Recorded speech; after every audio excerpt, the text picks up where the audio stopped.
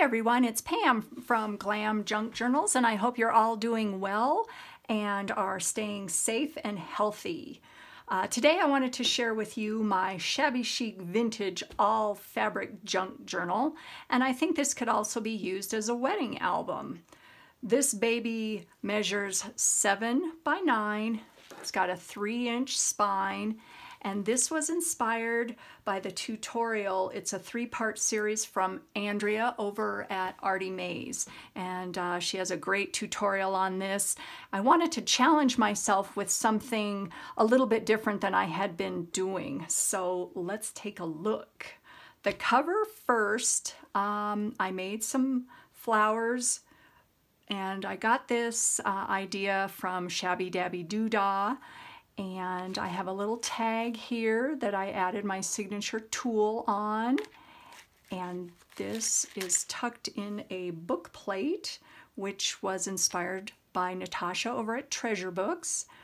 And I added some trim here and here.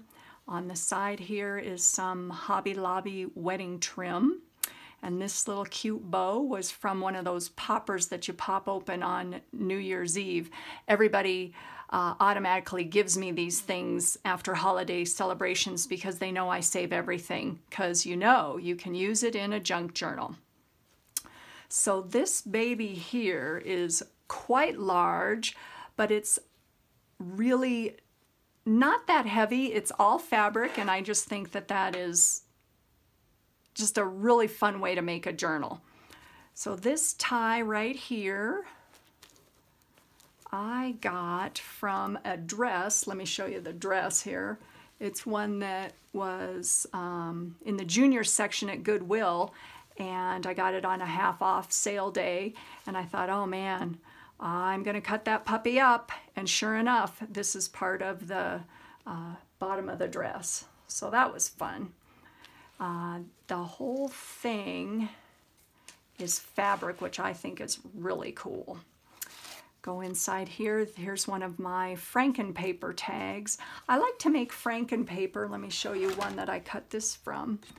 It's basically paper that I glued together and Mod Podged, and then just did some stenciling and some stamps and some glitter pearls on each of the little flowers to add some depth.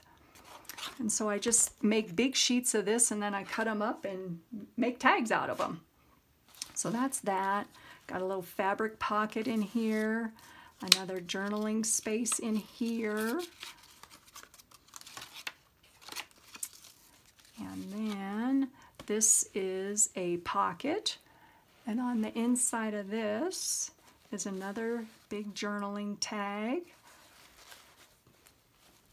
And on this side, another pocket with some more journaling tags. This is an artist trading card that I got at, actually it's not, it's a card. It says an offering of love.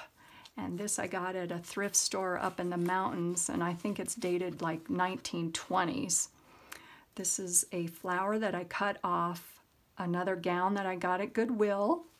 And as you can see, everything is just layers upon layers, and Artymaze's tutorial goes through how you make this. And then the other side here is more lace that had been layered up on top of fabric. Another little journaling spot here. You take the ribbon off, and there's a little booklet I made out of just some scrap pieces of paper, and that tucks right inside there. And on this side, here's another piece of that little Franken paper to make a tag. And here's a tag here with a broken piece of jewelry. It's an earring that I just attached onto that. I chose a bunch of pastels because not only do I love pastels, I just like the way it comes across as soft and delicate and feminine, and I do have a lot of this fabric, so it was easy for me to pull it all together. This brocade flower was from a pillowcase that I got at Goodwill. And there's a vintage hanky, And on this side, I tried to make the pages match so far as when you flip them over. This is a fabric book, or envelope if you want to call it. This is also inspired by Natasha over at Treasure Books, and I did a couple tags in there. Put that back together. And on this page, some more wedding trim at the bottom and my signature tool, which I just love because it gives a real sparkly vibe. Some more Franken paper that I made into a little tag there. And this is made out of a vintage hanky that I tea-dyed. And I made a little envelope out of that and put a journaling card inside. And this side here, this is a tiered journaling pocket. And I got that from Pam over at the Paper Outpost. And here's a belly band that I made out of some of the collaged fabric. And actually, the collaged fabric was really fun to do. You just get all your collage scraps, and you can see this right here. This is a leftover piece. It started with a tea-dyed, what was this, a bed sheet that I tea-dyed, and you just start layering the fabric over and sewing, just randomly sewing. And this is a leftover piece that would make a great pocket or a tuck in a future journal. And here's another one that has been cut off. And I'm obviously going to save that because you can do something with this later. For sure, never throw anything away. Here's a little snippet made out of a tea bag and some tulle. And there's more of that little dress that I cut up. And another pocket here on the inside with another journaling booklet with some papers and some tea-dyed cardstock. And this was really fun to do. This is the first time that I've ever printed onto fabric, and there's a real easy way to do this. This graphic, by the way, was from Graphics Fairy. As you guys all know, she has wonderful graphics on there. And I learned how to do this watching a Pinterest tutorial from The Decorated House. And it works extremely well. So I love to print on fabric now. This was printed on a bed sheet again. And I tried to make it a little more 3D, so I put some burlap and some, what is this, cheesecloth and tulle underneath to kind of give it a quilted look.